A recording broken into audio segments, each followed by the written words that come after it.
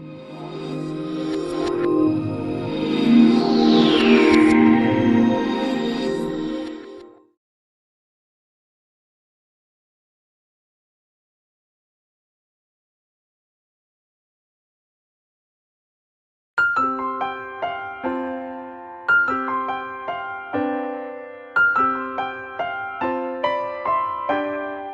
para a nossa terceira palestra no tema Teologia Bíblica, que é a segunda marca de uma igreja saudável. O que é que nós já vimos?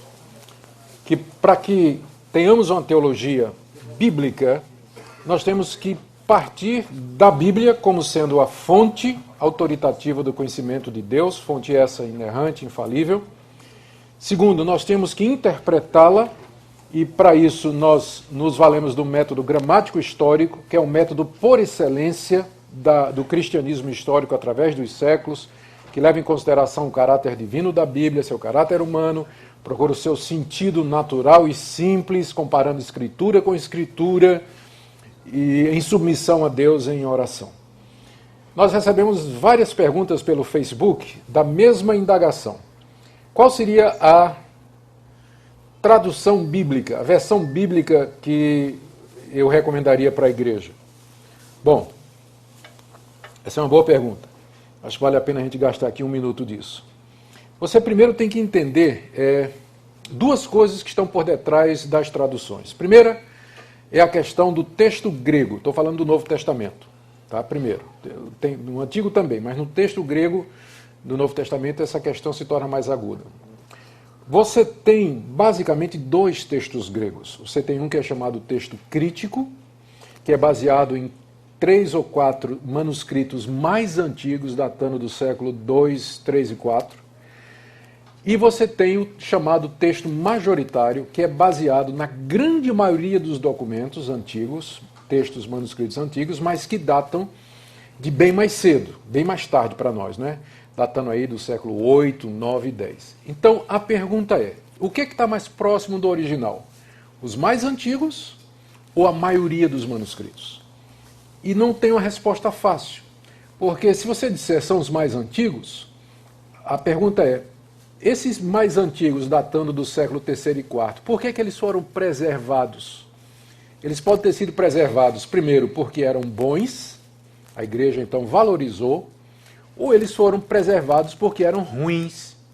O pessoal viu que eram cópias ruins e botou dentro de um vaso de barro lá e deixou, porque o texto bom era copiado até se gastar.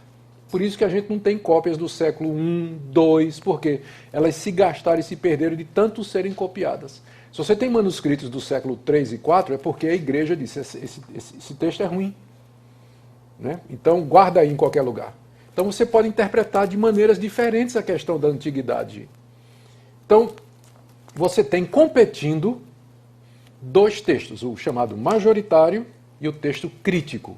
O crítico é baseado nos manuscritos mais antigos e o majoritário, não está dizendo na maioria dos manuscritos.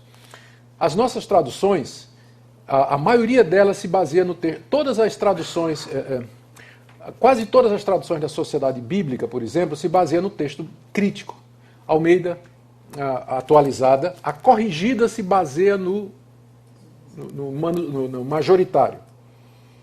E tem um estilo de tradução que eu vou falar daqui a pouco.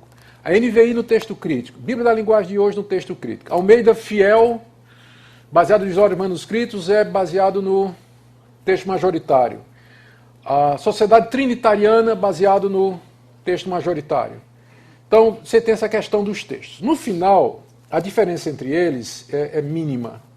Eles vão divergir em questões que não afetam a teologia bíblica. As grandes diferenças são o final de Marcos 16, o trecho da mulher adúltera, a chamada Coma Ioanneus, que é 1 de João, capítulo 3, capítulo 5, que fala 3 dá o testemunho no céu, 3 dá o testemunho na terra, que é uma prova da Trindade.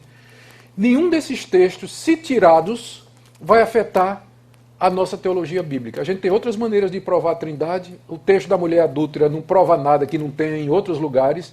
E o final de Marcos 16, que manda pregar o evangelho, que vai ter sinal e prodígio, você encontra no livro de Atos. Então, nenhuma dessas diferenças afeta a teologia bíblica como um todo. Então, essa é a primeira boa notícia. Segunda questão que tem que ser levada em consideração quando você está avaliando traduções é que existem dois métodos de tradução. Um é chamado de equivalência formal, em que você transmite palavra por palavra. Palavra por palavra. Então você vê a palavra no hebraico e qual seria o equivalente daquela palavra no português. Você traduz palavra por palavra, dando o sentido de acordo com esse relacionamento de palavra com palavra, é chamado de equivalência formal. Então, por exemplo, no hebraico está dizendo assim, ou no grego, né? Amai-vos uns aos outros com entranháveis afetos. Essa é uma tradução formal, porque a palavra entranhável, splagna no grego, significa tripa. Né? Então, daí entranha. Então, traduziu como está no grego. A pergunta é, quem lê hoje, amai-vos com amores das tripas, entranháveis, faz sentido para hoje no português? Mas é uma tradução fiel, não é? Fiel porque traduziu literalmente, mas se torna infiel. Porque o sentido é você ter que se amar de dentro, né, com tudo que você é. Então, se uma tradução for amai-vos de coração, é mais fiel do que dizer amai-vos com as suas tripas, embora o grego esteja dizendo amai-vos com suas tripas. É porque naquele tempo se pensava que a sede das emoções era a tripa. Porque, convenhamos, quando dá uma emoção, qual a primeira coisa que é afetada?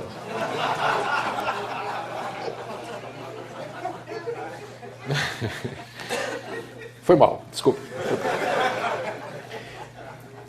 Então, aí vem o segundo estilo de tradução, é chamada equivalência dinâmica. Você primeiro interpreta a frase no original e pergunta qual seria o equivalente dinâmico naquela língua. Não é palavra por palavra, mas o sentido. E aí, agora vamos lá. Equivalência formal, quem é que usa? Almeida corrigida, aquela antiga Almeida. Então ela é equivalência formal. Você vai encontrar entranháveis, você vai, por exemplo, encontrar nas versões mais antigas, Deus fortalece o meu chifre.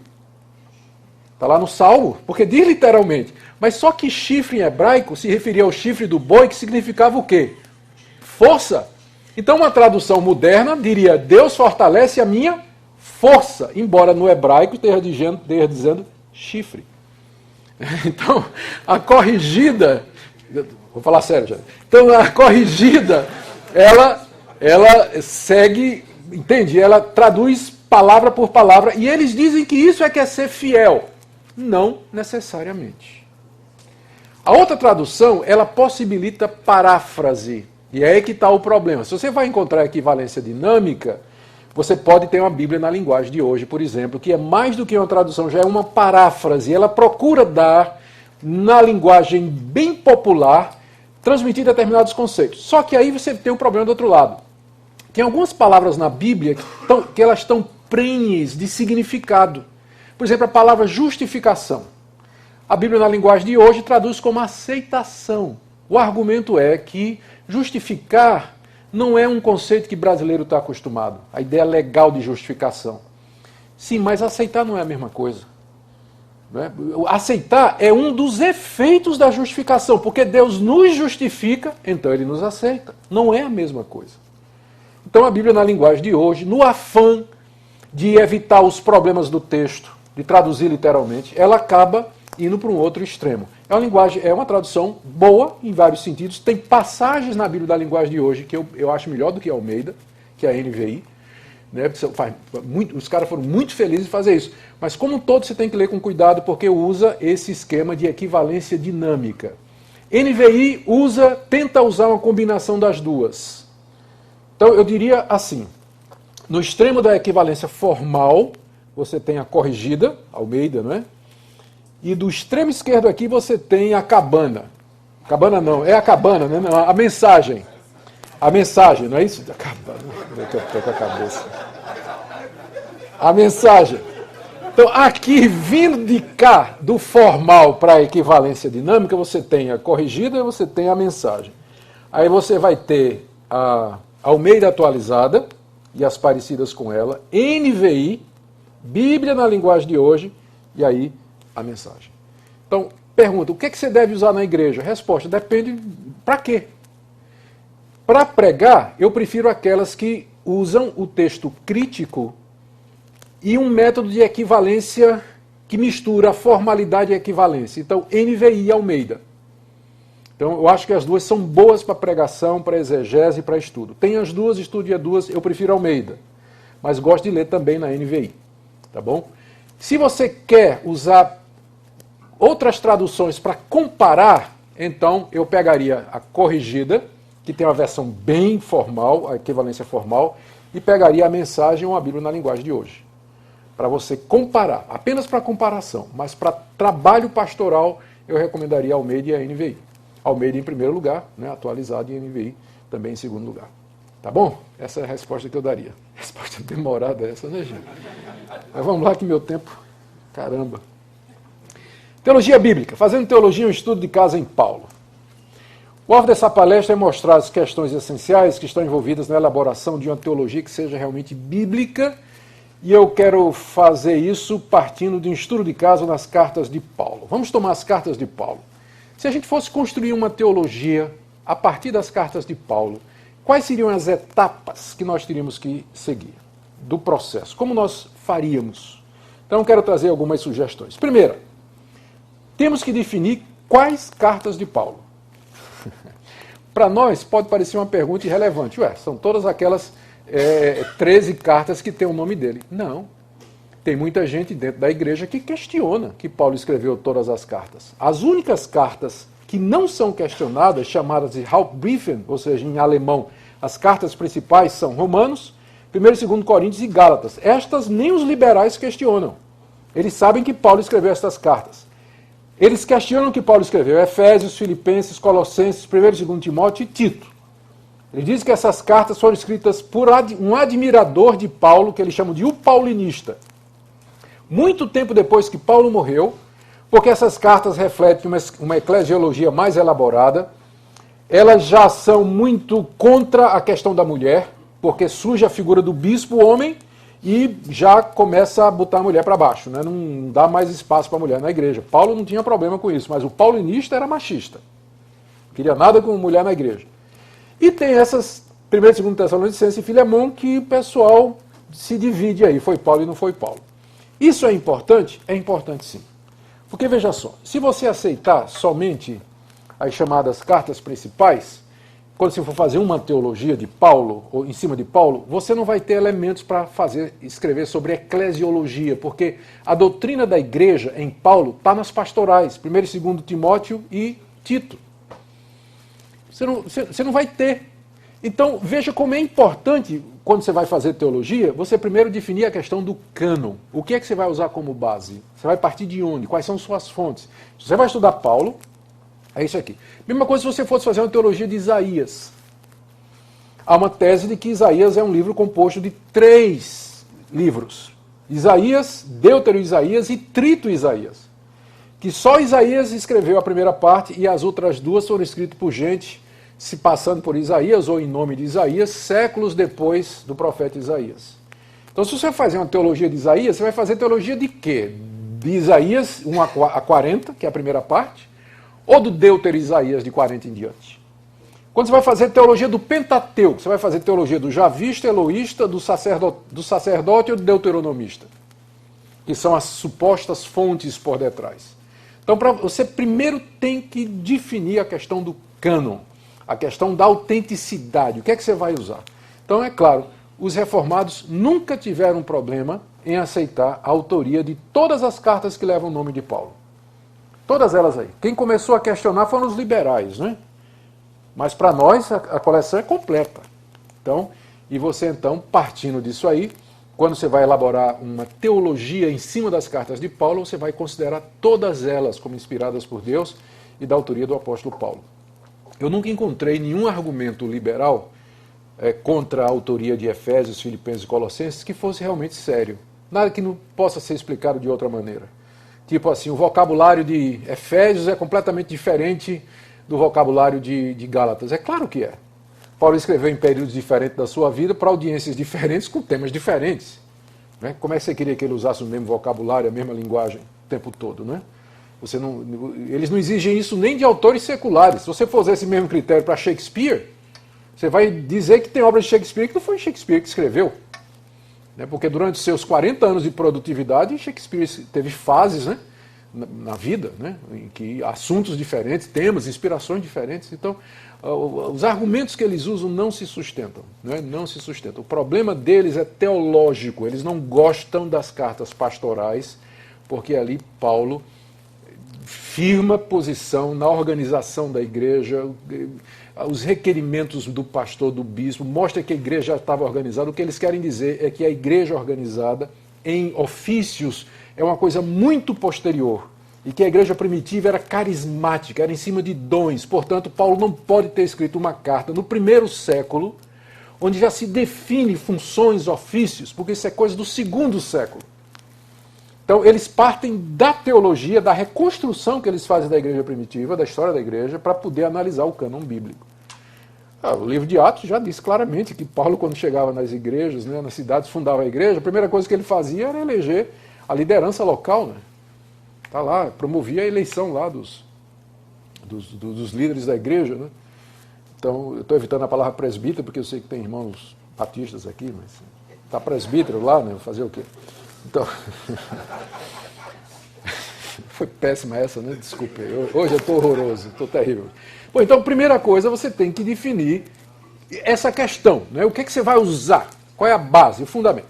Segunda questão, qual a fonte da teologia de Paulo? Se a gente for fazer uma teologia de Paulo, essa questão é muito importante, porque Paulo era um homem de 3 mundos. Paulo foi criado na cidade de Tarso, aí você tem uma gravura muito antiga de Tarso. Hoje ele é uma cidade, é uma das 3 maiores cidades da Turquia. Tarso tem 3 milhões de habitantes hoje. Tem inclusive um museu de Paulo na cidade, é a cidade onde ele nasceu, né?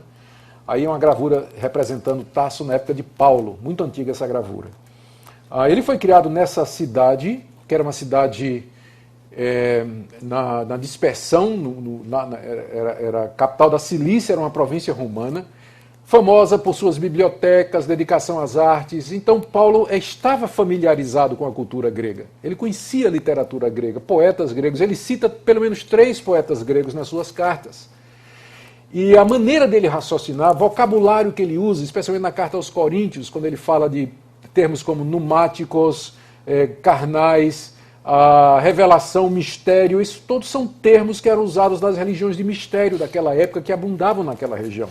Então Paulo era uma pessoa familiarizada com a cultura grega, mas ele também era familiarizado com a cultura judaica. Não é? Aí você tem uma gravura antiga do grande rabino Gamaliel ensinando em Jerusalém. Paulo bem podia ser um desses ali, né, que está ali. Né? Ele aprendeu aos pés de Gamaliel, que era uma sumidade em cultura judaica naquela época. Ele foi para Jerusalém, a gente não sabe quando, passou tempo em Jerusalém, foi educado, era um rabinista, não é, no sentido de que ele não somente conhecia as técnicas rabínicas, mas ele empregava, você vê traços de interpretação rabínica nas cartas dele, a maneira como ele lida com o Antigo Testamento. Era um homem muito imerso na sua cultura judaica, mas ele também era um homem da cultura grega, aliás, romana. Ele era cidadão romano. Ele estava bem familiarizado com o mundo romano. Era um mundo que versava pela oratória, gostava das artes. Aí você tem uma gravura de um jovem orador discursando em público. As pessoas têm detectado nas cartas de Paulo estruturas ou traços da oratória grega, tipo de argumentação, peroração, conclusão, argumentação ad hominem, o uso de uma figura imaginária com quem se discute. Então, a presença de todas essas traços de todas essas culturas aqui nas cartas de Paulo. A pergunta é, qual dessas culturas o influenciou mais profundamente? Porque uma vez que isso está identificado, você vai olhar para as cartas de Paulo de outra maneira. Vamos pegar, por exemplo, a questão de 1 Coríntios. 1 Coríntios, Paulo fala de mistério, fala de revelação, fala de espiritual e fala de carnal. Se Paulo foi influenciado pela cultura grega, isso significa que ele estava trabalhando com as categorias das religiões de mistério, porque essas palavras aparecem nas religiões de mistério. Só que quando você vai para o Antigo Testamento, e agora estamos falando de cultura grega, você vai encontrar o profeta Daniel falando de mistérios e de revelação. Aí já muda de figura. Né? Você vai dizer que quando Paulo, em 1 Coríntios, está tratando dos espirituais de Corinto, e que falam em mistério e que dizem ter revelação, Paulo, na verdade, está usando o vocabulário que você encontra no Antigo Testamento, porque o Antigo Testamento foi o livro que exerceu maior influência na vida de Paulo. Então, para entender Paulo, você tem que ler o Antigo Testamento e não os textos de religião de mistério da Grécia. Então, é importante você conhecer o autor e a fonte do pensamento dele. Já os liberais acham que Paulo foi muito influenciado pela cultura grega, que ele foi quem disse que Jesus era divino, foi quem inventou a doutrina da justificação, a ideia da união com Cristo ele tirou das religiões de mistério. Tem um mito muito antigo de uma divindade que desce à terra na forma de homem, que Paulo usou para falar da divindade de Jesus e da encarnação. Então, se Paulo foi realmente muito influenciado pela cultura grega, para você entender os escritos dele, você vai ter que estudar a cultura grega. Mas se a gente chegar à conclusão que a principal influência na formação de Paulo foi a cultura judaica, então nós vamos entender Paulo melhor se a gente conhecer o Antigo Testamento. E você diz, mas uma coisa exclui a outra? Não, não é a questão de excluir. Eu não disse isso. É a questão da predominância, porque eu admiti que você tem traços de tudo isso nas cartas de Paulo. Mas qual era a predominante? O que é que controlava o pensamento de Paulo? A grande maioria dos estudiosos conservadores, até o dia de hoje, sempre disseram que a formação principal de Paulo era judaica. Que as lealdades de Paulo estão para com o judaísmo, a escritura do Antigo Testamento, as instituições de Israel e a religião que Deus revelou a Moisés. E para você entender Paulo, você tem que entender o Antigo Testamento. Não quer dizer que você não vá ler as coisas do mundo de Paulo. Ajuda muito. Mas você vai ver que as grandes similaridades do pensamento de Paulo se encontram, na verdade, na literatura judaica.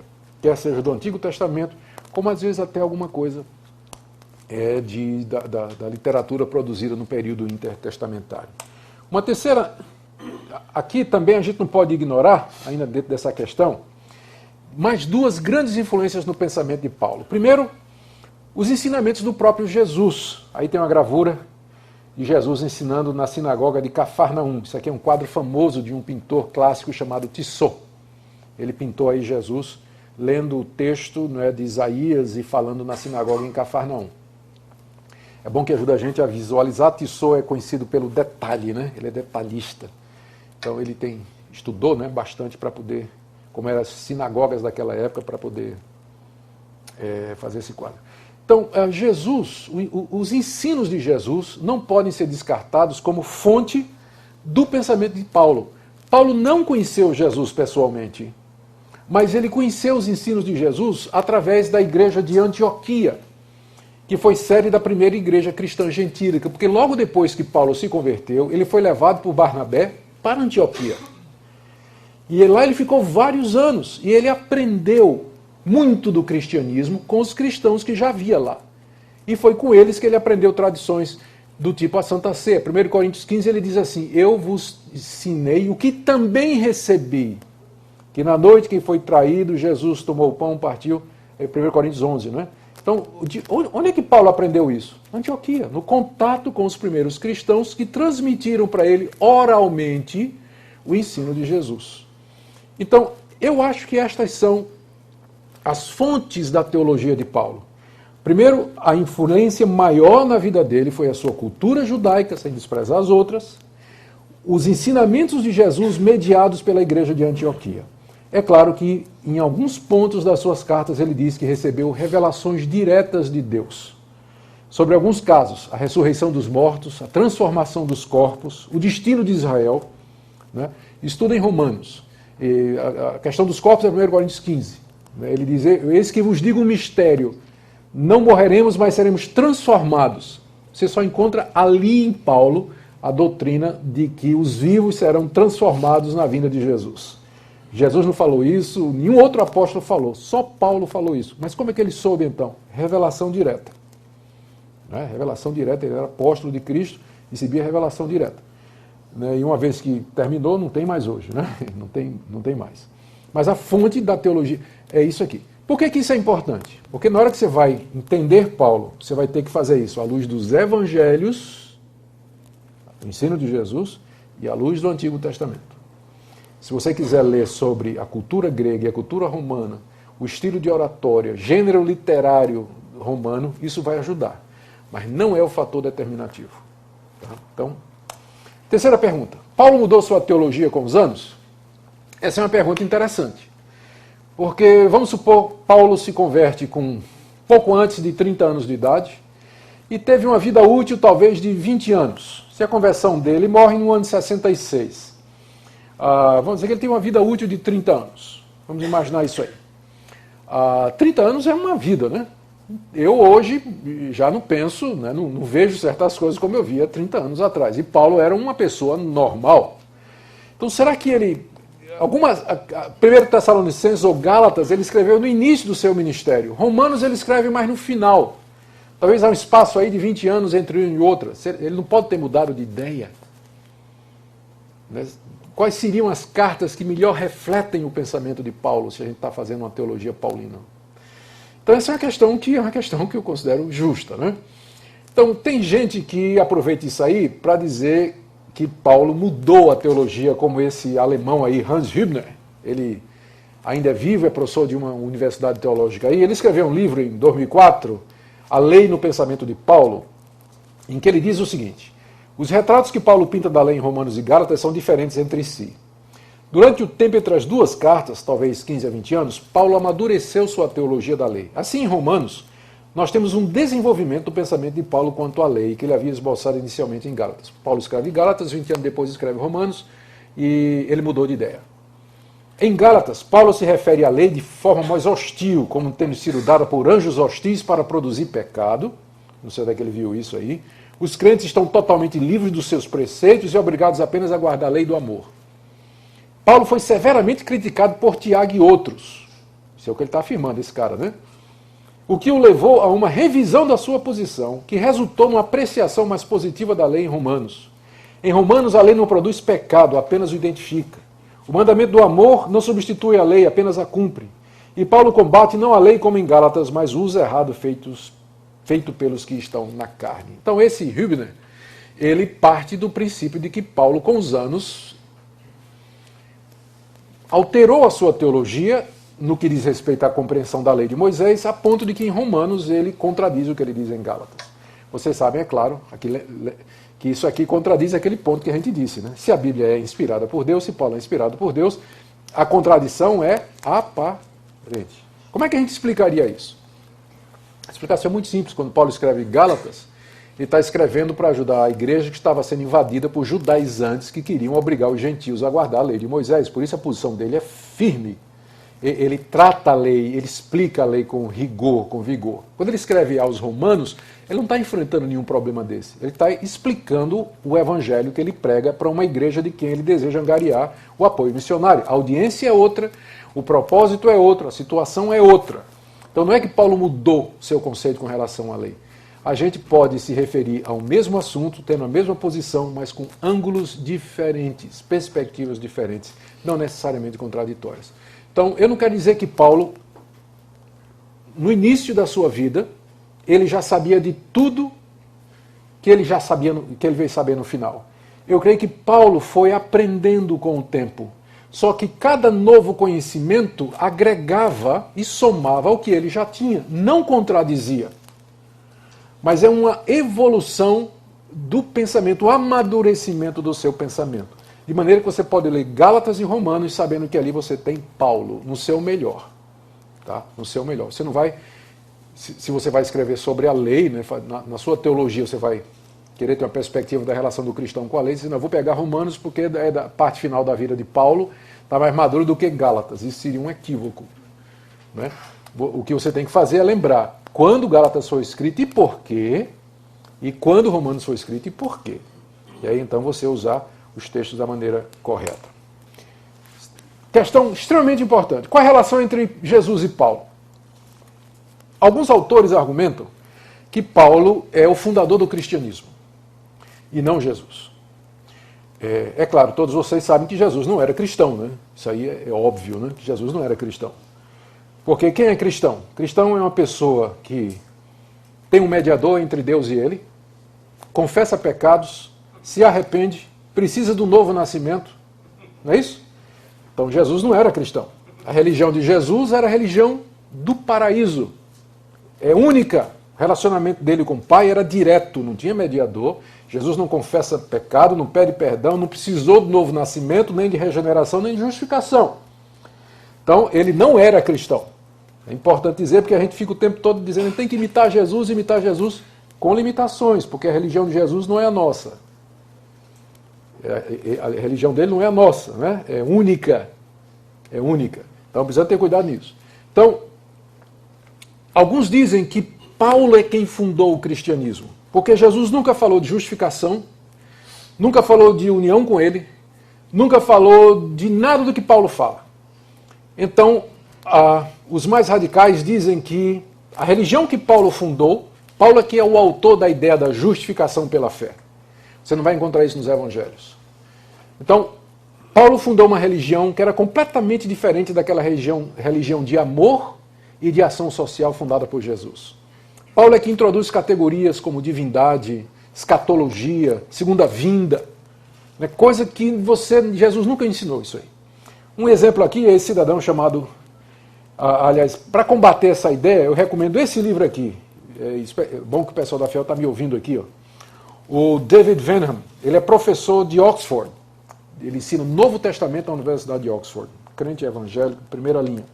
Escreveu esse livro, Paulo, seguidor de Jesus ou fundador do cristianismo?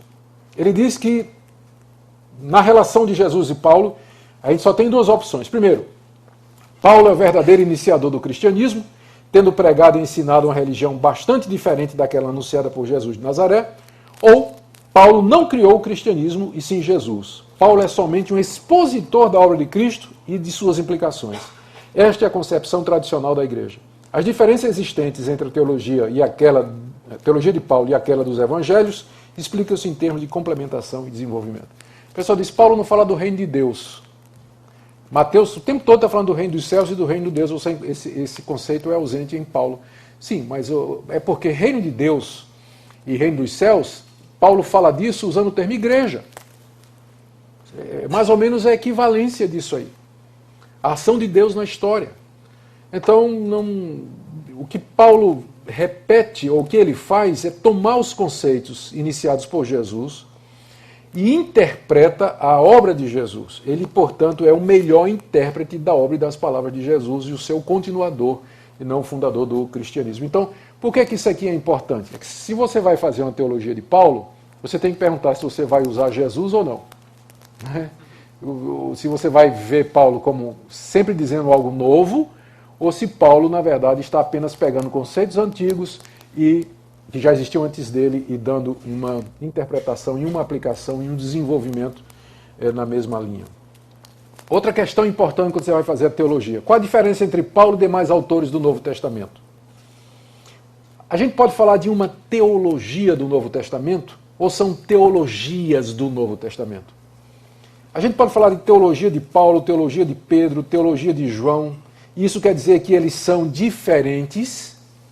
Ou quando a gente fala de teologias do Novo Testamento, a gente está apenas dizendo que esses autores pensam a mesma coisa, mas porque escrevem para audiências diferentes, com objetivos diferentes, um complementa o outro. Exemplo, o autor de Hebreus fala da Jesus como sumo sacerdote. Você não encontra esse conceito do sacerdócio de Cristo em nenhum outro escrito do Novo Testamento, só em Hebreus.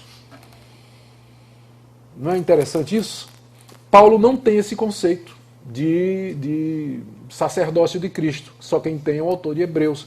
Então, qual a relação de Paulo com os demais autores do Novo Testamento? Está em crise? Está em confronto? Está em diferença? Ou como eu devo fazer? A nossa resposta é que Paulo, ele tem coisas que são específicas dele. Essa ideia de que Adão é tipo de Cristo, Romanos 5, você só encontra em Paulo. Você não encontra em mais lugar nenhum do Novo Testamento. Ou algumas ênfases de Paulo parecem contradizer outros autores. Quando ele enfatiza a fé sem obras, parece contradizer o que Tiago diz sobre a importância das obras. E, como eu disse, tem conceitos de outros autores que não aparecem em Paulo. Como é que a gente explica isso aí? A resposta é que Deus não usou somente Paulo, mas Deus usou Pedro, usou Tiago, usou o autor de Hebreus para nos trazer a verdade completa. Portanto, quando você vai fazer a teologia de Paulo, você tem que ler Paulo e ler esses outros autores, para você poder ter uma complementação. E você pressupõe a unidade doutrinária e teológica deles, para que você tenha finalmente o quadro completo. Uma última questão relevante. Existe um centro na pregação de Paulo? Se você fosse resumir, qual é o centro da pregação de Paulo? O centro do pensamento de Paulo pode ser sintetizado como a proclamação e explicação do tempo escatológico de salvação inaugurado com o advento de Cristo, sua morte e ressurreição. Pode parecer complicado, mas na verdade é muito simples. Quando você vai responder essa pergunta,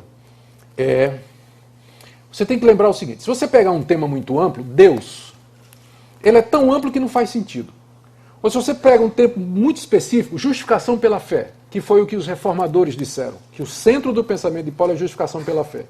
Aí você vai deixar determinadas cartas de Paulo de fora, porque não tratam da questão da justificação pela fé. Paulo só trata da justificação pela fé em algumas de suas cartas. Então você tem que encontrar um tema que unifique as cartas e que explique a porta de entrada do pensamento de Paulo.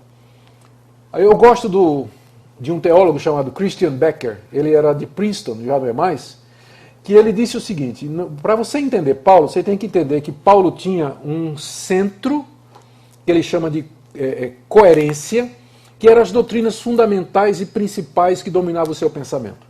Ou seja, que a vinda de Cristo era o cumprimento das promessas que Deus tinha feito a Israel através dos antigos profetas, e que, portanto, os tempos escatológicos chegaram. O novo tempo surgiu, a nova era, no sentido bíblico, né, começou. Os últimos tempos começaram. Então o pensamento de Paulo é escatológico, e alguns definem isso como o conceito de história redentiva ou história da salvação. Deus estava agindo redentoramente em Cristo Jesus, cumprindo as antigas promessas. Então essa é a mentalidade de Paulo, e isso era a coerência do seu pensamento. Mas, à medida que Paulo ia pregando e fundando igrejas, essas igrejas iam demandando conhecimentos novos e respostas para determinadas perguntas que Paulo não tinha pronta. Então ele ia fazendo teologia a caminho a partir dessa coerência. E aí essa segunda esfera, segundo círculo, Becker chama de contingência. Então, por exemplo, quando ele está escrevendo aos Coríntios, os coríntios perguntam sobre carne sacrificada aos ídolos. O que é que Paulo faz? Ele parte da coerência, que são aquelas doutrinas centrais e principais, e traz uma aplicação prática para a vida daquela igreja. Ele está fazendo teologia ali a caminho. À medida que a demanda aparece, Paulo vai fazendo teologia, mas a partir de um centro coeso do seu pensamento. E qual era essa visão que dominava todas as respostas dele? Era isso de que aqueles tempos anunciados pelos profetas chegaram em Jesus de Nazaré, e que Deus está agindo na salvação dos gentios. Ele está cumprindo as suas promessas, e que esse é o tempo em que as pessoas têm que se arrepender dos seus pecados e voltarem para Deus. Então esse seria o pensamento central da pregação de Paulo e das suas cartas. É claro, isso aqui eu estou colocando a perspectiva de uma linha reformada, né? Os reformadores diriam que essa linha seria a justificação pela fé. Eu também acho que a justificação pela fé está presente aqui e é central, mas eu creio que esse tema aqui ele é mais amplo, ele engloba a justificação pela fé também. Terminando então, resumindo isso aqui, se a gente for fazer uma teologia bíblica, né, teologia saudável, eu acho que ela tem que partir dos seguintes pontos. Primeiro, aceitação da autenticidade, inspiração e autoridade do cânon bíblico histórico. Nós já falamos bastante da importância disso. Segundo, buscar entender a mensagem dos autores canônicos à luz do seu ambiente vivencial, estudar a palavra, estudar tudo que a gente puder para conhecer o autor bíblico e o tempo que ele escreveu a carta.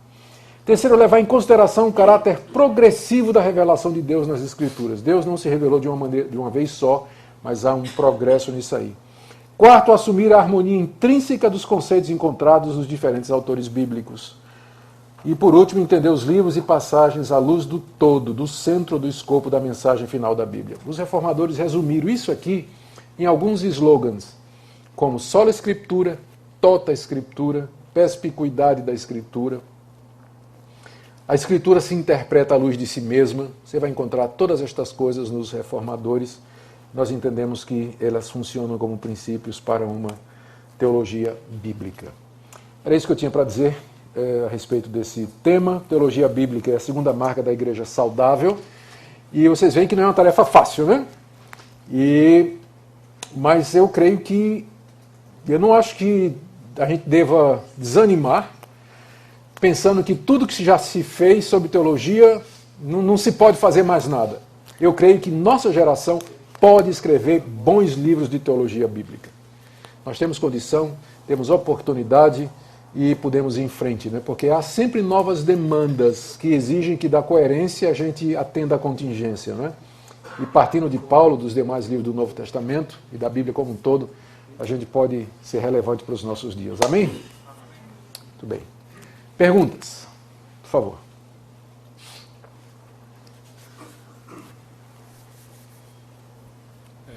Olivar Alves Pereira, sou pastor da Igreja Presbiteriana no Jardim Sul, aqui em São José dos Campos. Finalmente um presbiteriano fazendo pergunta.